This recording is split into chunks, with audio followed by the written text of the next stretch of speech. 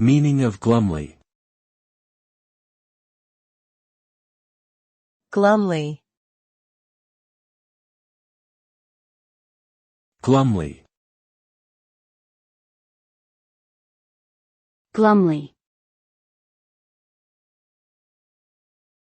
Glumly. Glumly means to do something in a gloomy or sullen way. It is an adverb that describes the manner in which a person does something, such as speaking or reacting. The term glumly is often used to describe someone who is feeling down or unhappy. For example, a person may look glumly at a boring task they have to complete, or speak glumly about bad news they received. It is a word that conveys a sense of sadness or disappointment.